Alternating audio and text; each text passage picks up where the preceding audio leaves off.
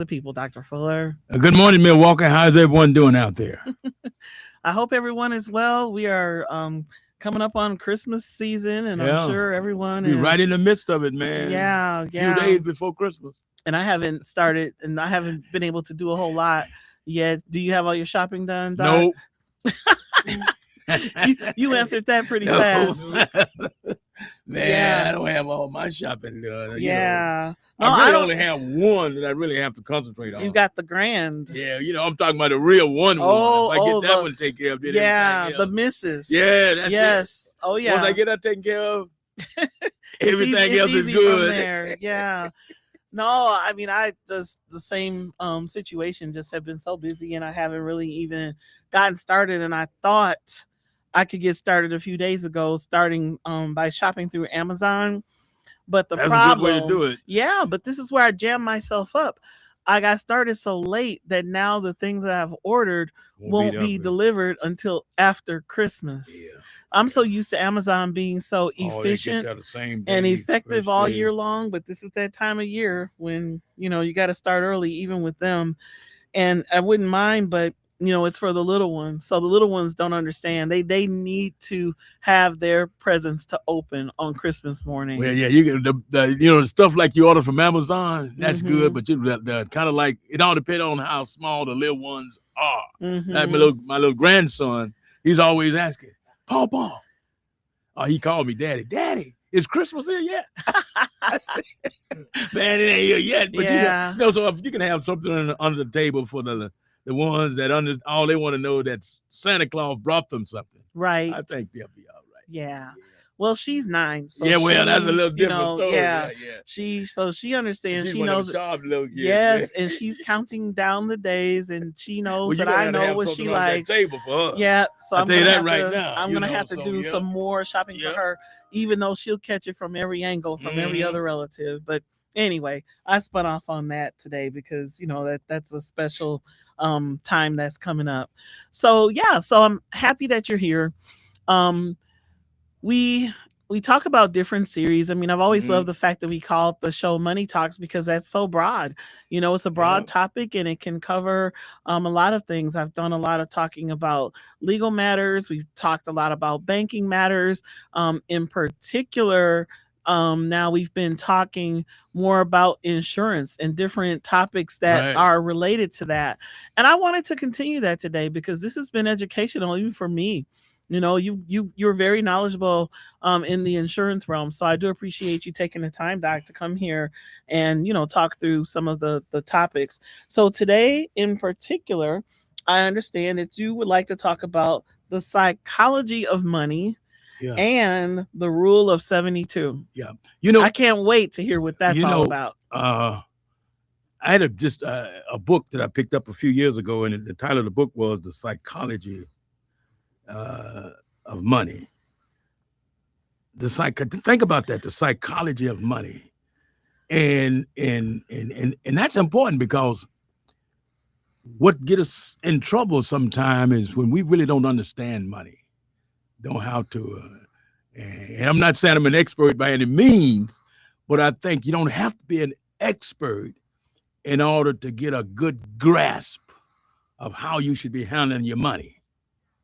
To get a good grasp of when you make money on your job or whatever, you want to try to keep some of it, save some of it, invest some of it. And Warren Buffett always say you want to put your money somewhere where it makes as much as you can off it, and you don't want to lose any. Right. Put it somewhere where you can get compound interest. Yeah, right? That's kind of like that's the key, is the compounding the interest. And keep. Einstein said, one of the quotes that Einstein said about, this is the rule of kind of 72, which is also the instrument of compounding interest. Einstein said, Einstein called compound interest the most powerful force in the universe. And you would wonder, if he called compound interest that, you would wonder why you don't get those concepts taught in school. That's a very good point. They probably are taught in some schools. They probably are, but not taught in inner city schools. Right. And so compound interest is really significant. But the psychology of money is kind of like dealing with, how I think about money.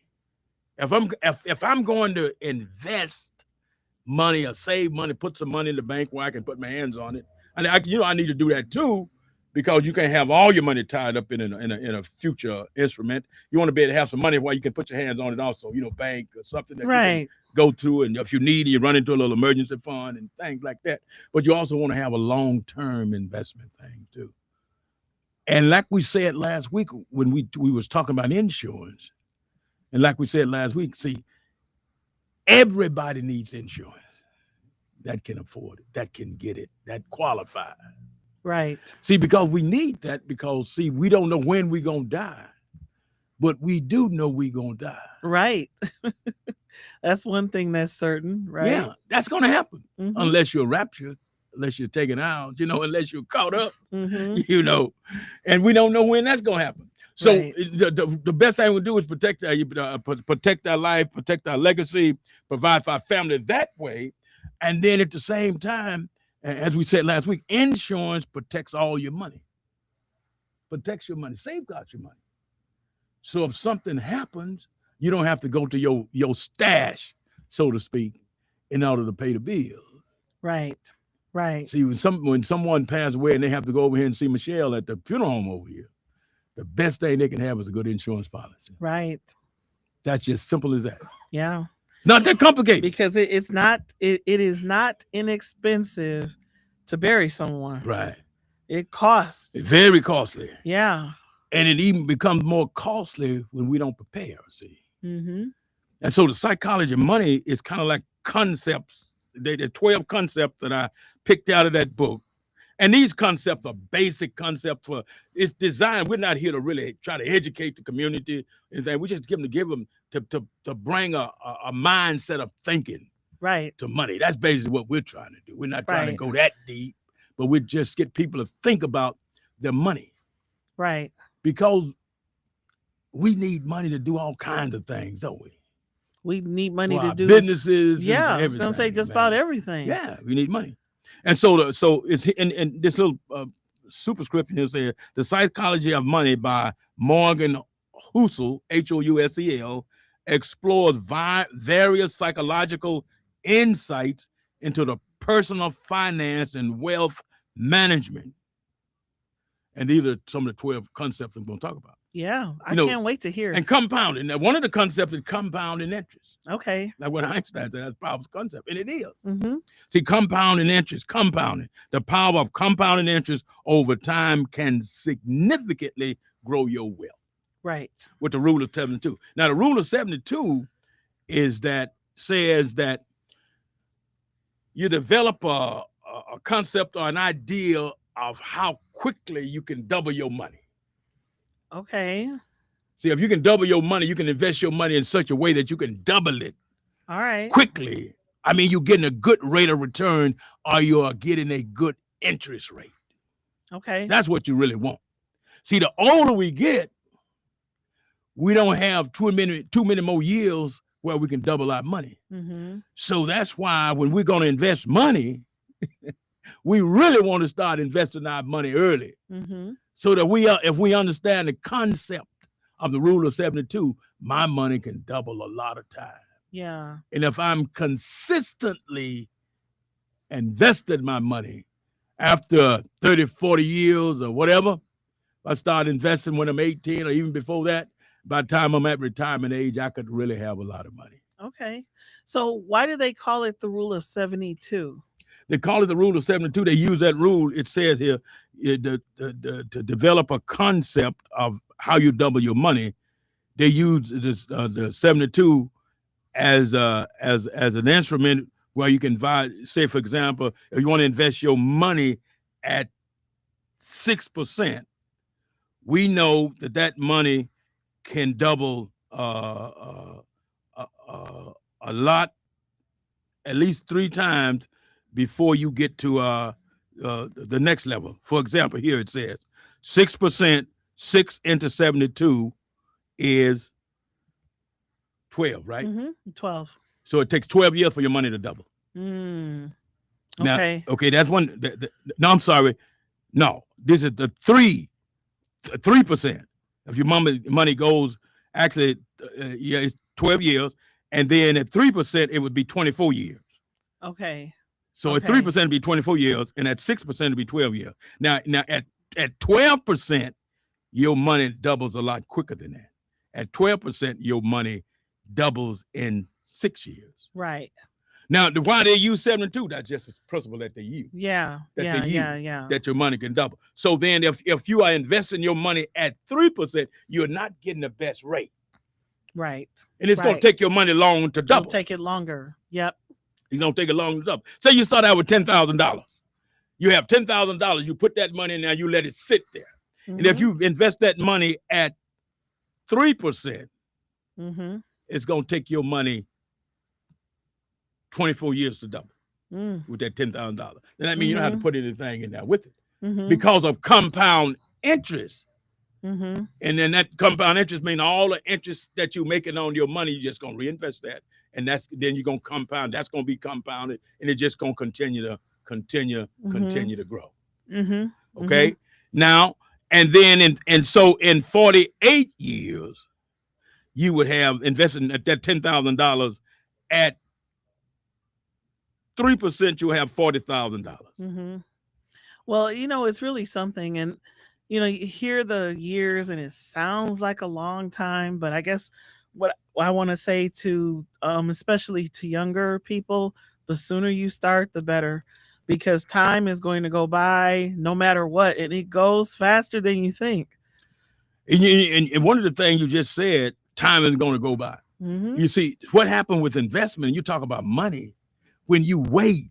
See, this is an advantage of a young person. Now, I'm older, so, it's never too late to invest. Right. But see, I don't have a lot of time for my money to double. Now, why am I saying that? Because if I'm at my age, you're in your 70s, so, you're not going to, am I going to live another 70 years old? See, that's what we're talking about. So if you're 18, 19. Right. So I'm really, really talking to young people. Right. I mean, some older people too, that's not 70, 50s. Right. Like right out here, he's kind of young. He's kind of young. All right. Jermaine, you're a youngster.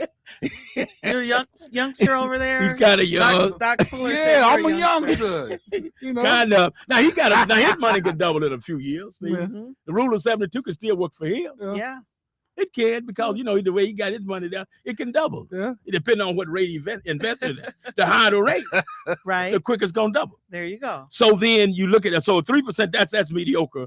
Then 6%, that's good. But these are hypothetical numbers, because we know that in the marketplace, man, money don't stay at a constant. You're not making a constant 6% on your money, or a constant 12% on your money. Your money might make 12% a few times doing, but it's not going to be constant. But the point of it is, it's going to be making money.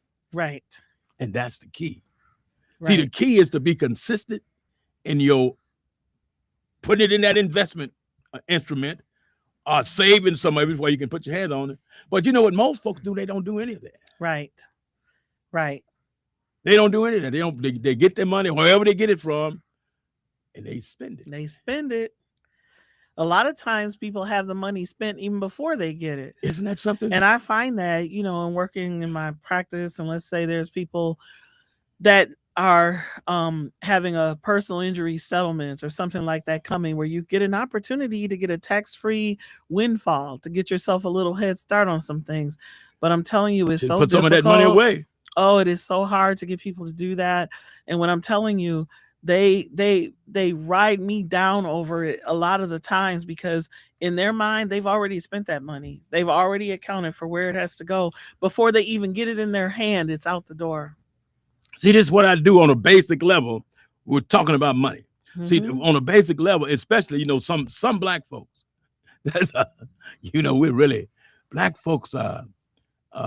Since I've been doing this, one of the hardest things for me as trying to talk about money with some black people, they don't like to invest money with black people. Black people are not, for me, it's not an easy sell, or not an easy conversation for me to talk to another black person about you know, Mm-hmm. allowing me to help him uh, uh, set up an investment. They Mm-hmm. just don't want to do it with some black folks. Just don't want to do it with black folks Mm. for all kinds of reasons. Is Could be a that mentality, or just the way it is, yeah. and that's a lot of things that we do in this community. We think that other nationalities, white people or whoever, can handle their money better than another black person, Right. and that's the same thing when we shop too. When we don't necessarily want to shop with with other black folks. But I made a comment one time on another show that we did here. It might have been here with another time, but I know it was on this show. I used to work for the fire department, Mm-hmm. and one of the things that I was talking to a chief one day. We were talking about money, and at that time it was a car dealership. Fred Jones had the dealership out here in Brookfield on 120, little past 124th and Capitol, Yep. and he said that this is what this white guy said. If I was a black person, I know who I would be buying my vehicle from. I would be buying my vehicle from Fred Jones when he had that The dealership. that dealership. So that's the mentality. Mm-hmm. And so sometimes for black people, it's not like that. Right. We'd rather spend our money someplace else. Like we've been talking about the bank down here. You know, the only black bank the only black bank in the city of Milwaukee. You know why we should be for there? Maybe we don't have to put all your money there, but I guarantee you some of your money should be in that bank. Some of it should. Every black person, this is just full of talking. Right. This is just Mose full of talking. Every black person that got any type of money that they're going to put in a bank somewhere to save, try to invest some of it, I guarantee it. Some of it should be at that bank down there. Right. All of it don't have to be there. Right. But some of your resources should be in that bank. I agree. Because that's the type of society that we're living in right now. Mm-hmm. See, because when you're talking about money, and it's important, look at what we're talking about now. We look at the economic conditions of our people right now. The unemployment rate, which has been down in the last few years, now is black unemployment is up at 8%. It's the highest unemployment of any other ethnic group in this country right now under this administration. And it ain't going to continue to go up because of the policies, because of all this old DEI stuff and all of the other stuff that people are doing. So we're in a situation where we really have to take control of our resources. I mean, we really have to take control of where we are going to put our money and really start thinking about our money differently. And I'm glad you're saying all of these things because each of the points that you're making is an example of what you mean by the psychology of money. And because I want people to get that. I want people to understand what that means, that we're talking about the psychology of money.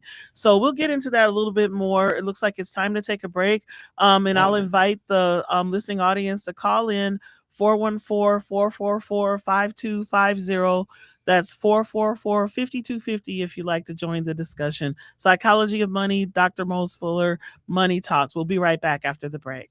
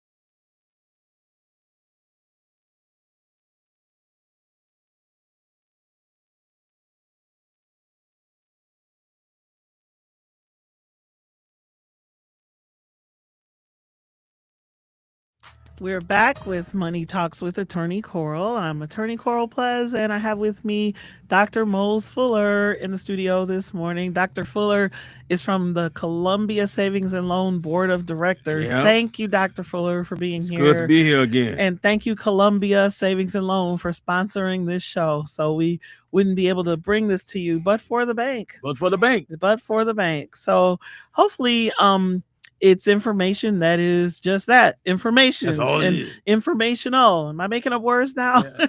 Educational, helpful, inspirational. I don't know. I'm thinking Basic of type stuff that we should be because talking. we do need to think about the psychology of money. Yeah. So I'm reminded of, when I even bring this up, I'm reminded of a caller that called in a couple of weeks ago or last week. I'm not exactly sure.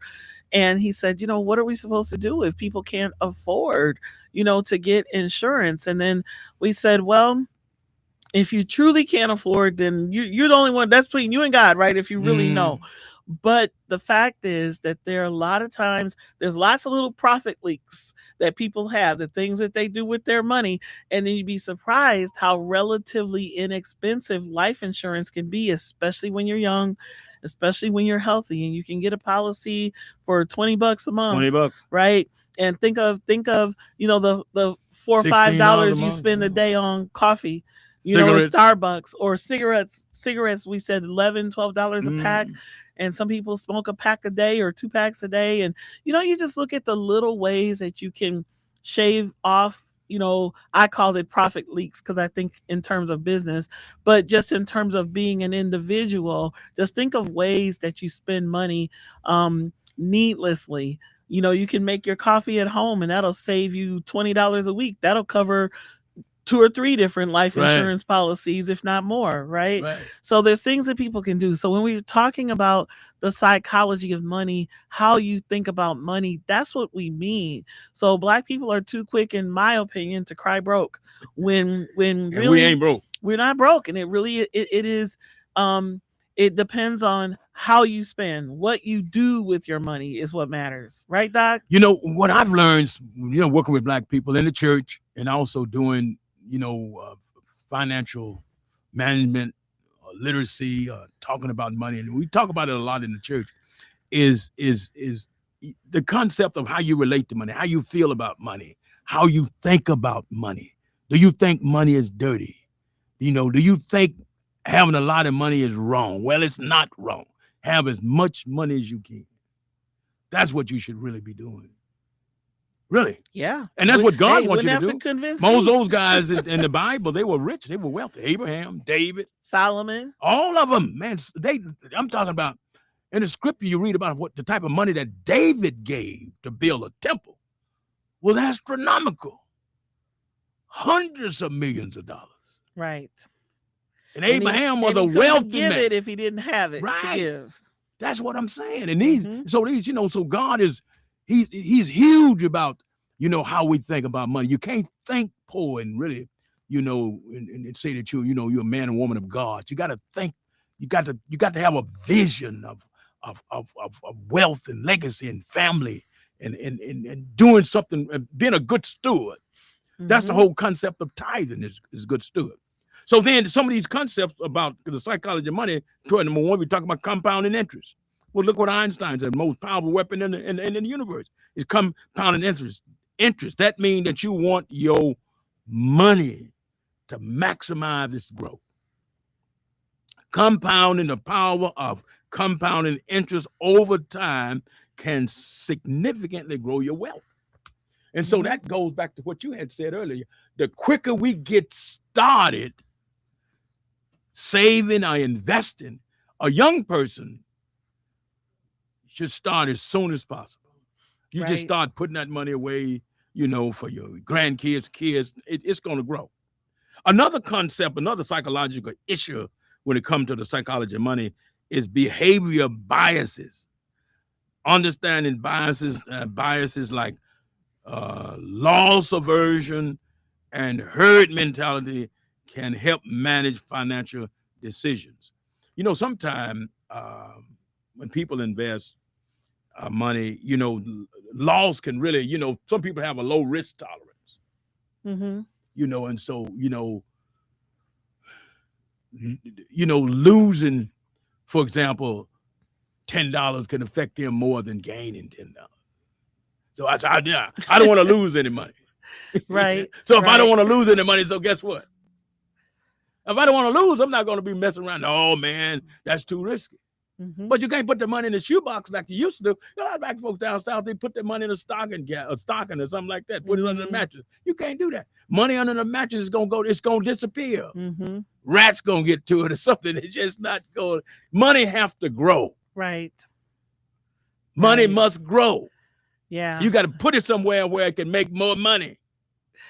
You know why I'm laughing? I'm thinking about a loss aversion that I personally had, but it was, I think, a correct instinct, and it's different from what you're talking about, because I was with a friend of mine and we stopped at one of the casinos. We were traveling and stopped at one of the casinos. It doesn't matter which one, but I got set in front of a slot machine and I put $20 in and pulled that thing and lost my $20. I was done. I was done for the night. That was it. I lost $20. That was more than enough for me. Yeah. And then my friend went and pulled out a stack of 20s and just kept feeding them. And I thought, I lost $20. $20. That's what they're talking about. So you and this other guy. Yes. And I mean, I was done, completely done. And he just kept going, went back, got a whole other stack, or however it was, the denomination. I don't know if it was coins or whatever it was, but he just kept feeding. I seem to recall $20 bills, but just kept feeding and pulling that thing and feeding and pulling that thing. And I just thought, wow, there is no risk aversion here, no loss aversion here. I was content. $20 was enough for you. $20 was enough for me, and I was okay. Let's go to the buffet. Right. Like I'm done with this. That was more than enough for me. So anyway, so that's kind of like what they're talking. Then loss aversion, understanding loss, loss aversion, and also the herd mentality. You don't want to, when you're investing, you don't want to listen. You don't want to hear too much outside noise. Okay. You really want to try to understand psychologically, understand your affinity to gain or lose. Okay. Because when you buy a mutual fund and you put your money in stocks and bonds and things like that, that's kind of like in the stock market. And the stock market is up and down. The stock market is kind of like, stock market don't like bad news. It just don't like bad news. It doesn't like things when you're uncertain about stuff. Right. Right. One of the things that noticed lately when the market was up and down, it was about tariffs.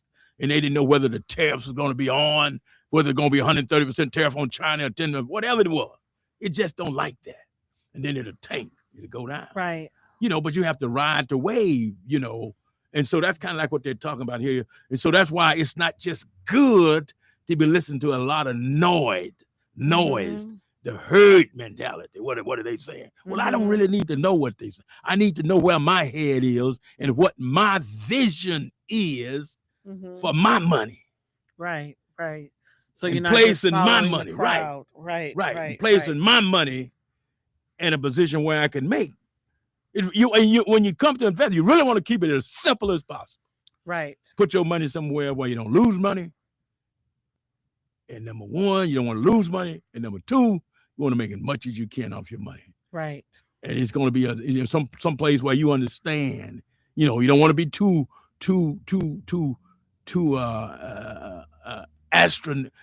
not too. You don't want to place your money in a place where in an instrument you don't really understand. Like I'm not a Bitcoin guy. Okay. Supposedly Bitcoin, you can make a lot of money, but I don't do that. Yeah. I really don't. Yeah. I mean, you really have to understand what's going on to do that. So you don't want to put it someplace you don't really understand. You want to be, and that doesn't mean that I don't think Bitcoins are worth, but it's just that I don't have enough knowledge about Bitcoins to really put my money there. Yeah. And I would advise anybody, to not do that. Yeah. Because you can win, you can lose, And supposedly people have made a lot of money with Bitcoin. Yeah, some people have, and some people have lost a lot of with money it too. too. You So know. they're not So understanding. you want to keep it simple. That's what I'm really saying. You want to keep Yeah. it as simple as possible. Yeah. So that's, and then another one is risk perception. Now, what you were saying there, a good Mhm. example. You know, risk perception psychologically. Risk. What kind of? Some people have a high tolerance. That guy that was feeding that thing, man, he figured that I'm gonna hit it sooner or later. I'm Yeah. gonna hit it sooner or later. And He just kept putting it in it there. was crushing me just to watch. Just to watch you. I was just like, "Woo, your wife's gonna have a fit when you get home." Yeah. Look what it says about risk perception here, coming from the book. It says people often perceive risk differently, Mhm. affecting their investment strategies and financial decisions. Mm. The way you perceive risk. Right. Some people can go there and stand in front of that thing, man, and they have a high risk tolerance. I guess that's what you call it. Yeah. You know, and then one that, no, I don't, $20, $50, that's it. I'm not going no higher than that, man. Yeah. Oh, that's that. Almost Look, stay right there. If I could have cut it off at $10, $10. I don't play that. You have a caller. Throwing my money away. No, I don't do that. But I guess it's okay. You I'm have sorry. A caller, yeah. Okay, sorry about that. Caller, thank you for holding. Please go ahead. How you doing, lady? Doing great. How are you today? Hungry like the wolf. Ooh. Okay, Duran. Go ahead. Hey, I remember the 80s. I just want to say to your co-host that money in America is about to collapse. Y'all don't think that you should invest in hardcore resources. Trump is trying to start a war, and I think the Russians and the Chinese are paying attention. I'm done, folks. Thank you. Thank you so much for the comment. So I'm going to let you respond, Dr. Fuller, but I just want to make it abundantly clear to everyone that we're not giving any investment advice. No, and we're not giving any. We're just talking. Well, right. We're That's just having a conversation, and we're saying it's good to put your money somewhere where you can compound interest and grow. We're saying that it's good to, get life insurance, but we're not recommending Bitcoin. Right. We're not recommending against Bitcoin. We're not giving any investment advice. We're just having a general conversation. But I appreciate that caller and those comments. Right. Those are some wise comments. Right. So, Dr. Fuller, would you like to respond at all? It's just basically like we're saying. We're just talking about concepts here, and when you talk about risk perception, it all depends on what your risk perception. Every individual. And we talked about insurance twice, and we said the same thing about it. Some people, listen, this is a fact. Some people don't believe they need insurance. Yeah. Some people think that it's somebody else's responsibility to bury them. I mean, that's unbiblical. It's not a biblical perspective. Right. It is. If you have a family, you are obligated. Some things you can't delegate. And when you have a family, you really can't delegate your responsibility to your family. I don't want nobody to come in and take care of my family. That's my job. Right. I don't want anybody to come in and take care of my kids. That's my job. I brought them into the world. I should be able to take care of them. Better be able to take care of them. Right. See, we can't delegate. Some things you just can't walk away from. It's not really godly. We have a responsibility. We have a leadership obligation. Mm-hmm. And so when it comes to what we're talking about, when it comes to investment, it all depends on you. And I found that to be true when it relates to money. You got to have where you want to put your money. What do you think? If you don't think you should then invest it, then don't do that. I don't want to talk you into anything. Right. I'm not trying to talk you into anything, Mm-hmm. So it's the risk perception, and it affects different people differently. Right. And what I was going to add that, yep, I read watch the news and read articles and see, that there's all these predictions. Trump is doing this, Trump is doing that. The stock market is going to, go the other way. And, the best thing that I've heard and that I've read from experts that know, right? I'm not purporting to be one, that's for sure. But they say whatever you do, don't put all your money in one place. And then we're gonna talk about Because diversification. if that's Diversification. then you really diversification of That's funds, that's one of the of concepts. that's one of the That's one of the concepts. I'm What I'm ahead of the class then. diversify your money. Yep. Yeah. You got to put it in different places so that you don't Right. have everything stored up one place and then something, comes to undermine that particular investment and then you're in Exactly. trouble. That's what they do. So it's Yeah, wise to diversify. diversify. So, okay. So I didn't mean to jump ahead. That's but all right. That was one That's of, number that was 8, the diversification. caller, kind of prompted me to think in that direction. And so that's why I Right. brought that up. Yeah. Well, let's see if we got time to get one more in. I know that there's a break that's coming up, but we might Okay. be okay for a long little term. bit. And then the other thing is really good. That's what we really alluded to earlier was the psychology of long term thinking. Okay. See, the thinking of, basically what a lot of people don't have is talking about money early. When your kids are old enough to understand the concept of money, you need to be talking to them at the kitchen table about money, saving, investing, short term, long term. Should always, if you're working and receiving money from a paycheck or whatever you put, we talk about in the church, we talk about tithing, giving 10% of your money to the ministry, a tithe. You're going to tithe 10% of your money to the ministry. You ought to tithe. You ought to at least, if you have money coming in every week, every month, or whatever, tithe. Put away some of your money. Put away at least 10% of it. Mm-hmm. Invest 10% of it. Mm-hmm. Savings, investing. That's what I would recommend. Now, people do what Right. they want to do, but that's what I would recommend. So when you say that 10%, you're saying separate from the tithing. The Yeah, tithing, separate that's from the its own tithe. thing. Yeah, So now you're talking about an additional 10% for yourself, yeah, for your future, for your family. right. Actually, the concept, when you look at it, the concept is pay yourself first. Right. Right. Basically, that's what they teach us. Really, Mhm. pay yourself first. Mhm. I mean, that makes sense, doesn't it? It makes why sense would to you me. go out here and work? Uncle Sam already got his off the top before you get your check. Right. Now, think about that concept. Right. That before you get your check, taxes has already been cut from your money. Right. Really think about it, man. People don't think about that, but that's a real psychological thing that you need to deal with. Right. That you're making so much money, but you look at it, taxes them go. Even when I get my pension check, you know what happened? Right away, you can see what the taxes has been cut off of it. Mhm. Federal taxes and state taxes. Mhm. Mhm. Man, and that can be real mind-boggling when you look at the government, and you know that the government is operating with your tax dollars, Right. and you see Right. where your tax dollars are going. Yep. Man, you really need to They be grab theirs right. first. They get it for they don't trust you to pay it. You get it. They get theirs first. Right. So basically, this is so then long-term thinking in terms of investment. You can't be. This is long-term thinking. I'm thinking what how much money do I want to have when I'm 70 years old, when I'm 67 years old, or when I can retire? Mm-hmm. Starting off on my job, whichever job I'm going to work. How much of my business?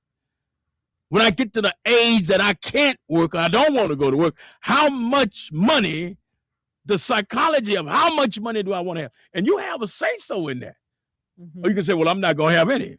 You're not going to save. Then you're not going to have any if you don't save. If you don't develop a strategy. So you need to put that money somewhere where I can make as much as it can. Right. And as simplified as possible. Yeah. And that's another psychological thing, because I can remember in recent years having conversations with people, family members, quite frankly, that would say, oh, I've worked so many years now, I think I'm going to retire. And they base it on their age versus basing it on what they have accumulated to how they're going to live after retirement. And that's some hard to understand psychology too. Like I don't quite get that. Like how are you going to say arbitrarily, all right, at age 62 I'm going to be done, I'm not going to work anymore, and you don't have any money? Yeah. And I see people do this, and then they scrape by on whatever they might get. And I keep thinking, if you're able-bodied, then why did you retire? Right. But I see that. But they didn't save anything. Didn't save anything. Nope. And see, that's a problem. That's kind of like the educational stuff that I do. Try to get somebody that'll listen, that want to learn, and then you tell them. And if they don't, well, then you move on. So Right. long-term thinking is very important. Right. And you have to be patient with your money, that it's going to grow and that it's not going to stay, and it won't stay the same No. if you're persistent, if you're consistent. All right. You put And money in every check or whatever. Right. And that's such an important point, Doc. Let's talk more about that when we come back. We have to take a break right now, but we'll be back with more Money Talks with Attorney Coral and Doc Fuller. We'll talk more after the break.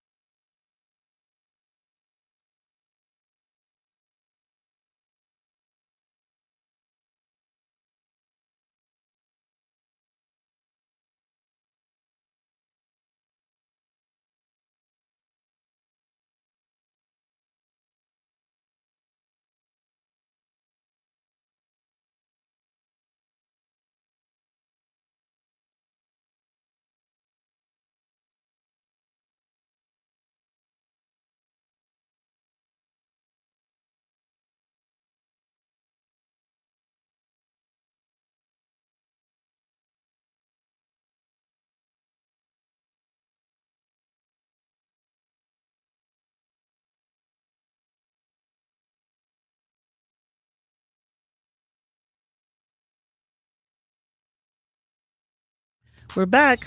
Money Talks with Attorney Coral, Dr. Mose Fuller in the studio this morning, and we've been talking about insurance. We've been talking about the psychology of money The psychology of and money. Rule 72. So we've had a whole lot, so far this morning. But there's some other really salient points that I want you to get a chance to make, Doc. So please continue with your list and let's see how far we can get today. So now we stop with the long-term thinking. Your thinking is important about money. Thinking is important about everything, but especially about money. Mhm. You have a dirty perspective of money, you're probably not gonna have any. Mhm. It's Why not do gonna, you think that is? Why would people think money is? I mean, I know money's dirty to touch. I know it doesn't smell good and all. I get it, but I don't think that's what they I think mean. no, It's a psychological, yeah, like, it oh, I is. shouldn't It is. have money. It's the herd it's that old herd mentality that can hurt you. Mhm. Everybody else telling you money is dirty, you shouldn't have it, and all that nonsense. Ain't nothing wrong with money. The Bible doesn't say it's dirty. They even misquote the scripture, say money is the root of all evil. The Bible doesn't say that. Mhm. Huh? No, The I Bible said, yeah, says the love the of love of money money. is a root Right. of all kinds of evil. Right. And A root. doesn't the Bible also say money answereth all Yeah, things? yeah. See? All You right. need it. People pick and choose Yeah. what scripture they But want to lean on. that's one that they really misquote. Yes. You No, know. you're absolutely right. So then let's look at this adaptability. That's another one. Okay. Adaptability. Okay. Let's take that up, Doc, in just a moment because it looks like we do have a caller holding. Caller, thank you so much for holding. Please go ahead. Yes. Good afternoon, Attorney Cole. Good afternoon. How are you? I'm doing great. How are you today? I'm doing okay, dear. Thank you. Oh, and by the way, I'd like to say something to Mr. Attorney. What's his name? Fuller? Yeah, I have Doctor Dr. Fuller. Fuller. Hey, Yes. Hey, Dr. Fuller. Yes, sir. May I ask you a question, sir? What's that? Back in the days, there was a young man that called Dr. Fuller too. He used to be up there with O.C. White and Dr. Bach back in the days. Are you related? No, I'm not related. I have a long story about my name. I can't go into it now, but sometime I can tell you how about Fuller. Yes, sir. Yeah. Yes, sir. But anyway, sir, I just want to thank you, and Attorney Cole. I just want to thank you because one thing you were saying honestly, one thing, family have to take care of family the best we can, and sometimes we may have when people leave this world, they try their best to take care of the people that leave this world, stuff like that. And what you're seeing right now with insurance and stuff like that, death insurance especially, and stuff like that, everybody can afford that. But those that can afford that, because you don't want to put that burden on our families, right? So, excuse me, I want to thank both of you for saying that and expressing that, because if you can't afford it, do it. Okay? If you can't do it, you're going to do the old-fashioned way. Family going to end up taking care of the people that leave this world, and you have to bury them. So what I want to say respectfully, thank both of you for being there, for sharing that information with us. I don't know, I may be out of order or something like that, but what I would like to say, I want to thank both of you for saying that and sharing that with us. Depending, because people can afford it, people can't. But thank you for doing the best you can to express that. So I just wanted to say, thank you so very much. Well, Okay. thank you so very much. And you are very welcome, and we appreciate that. And you're not out of order in the least. No, Thank you so much for your call. Go ahead, Doc. I appreciate what the caller said, and I really, respect his viewpoint. But biblically speaking, the Bible says nothing is too hard for God. And you're right. And I can do all things through Christ Jesus, who strengthens me. I know a little scripture too. Yeah, you're right. Yeah, so then, in line with what the caller says, I think that what you said about thinking. See, when we're talking about these types of concepts, we have to really kind of like change our level of thinking, the way we think. And if you're going to have some things, and I know the caller understands that, if you're going to have Yes, some sir. things, you're going to have to change your thinking. And then you're going to, when you're in the process of changing your thinking, you're going to have to prioritize some things. Thank you. And then in this life, we know that one of the things they tell us when you have a flow chart of your life, you want to have God at the top of your life, and your family is number 2. Mm-hmm. And then you might have the job, and then under that you have the church and all that other stuff.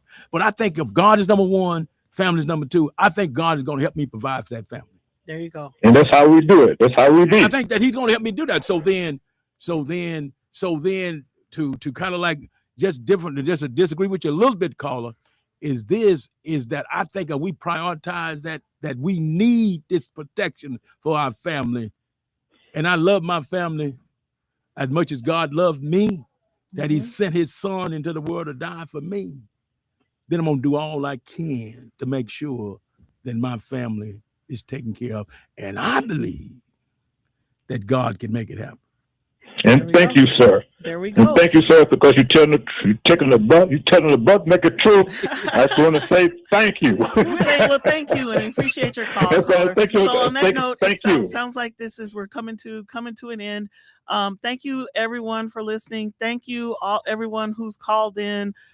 Thank you, Doc Fuller, for being here and facilitating the conversation. We hope it's been informational. And thank you, everyone, for listening.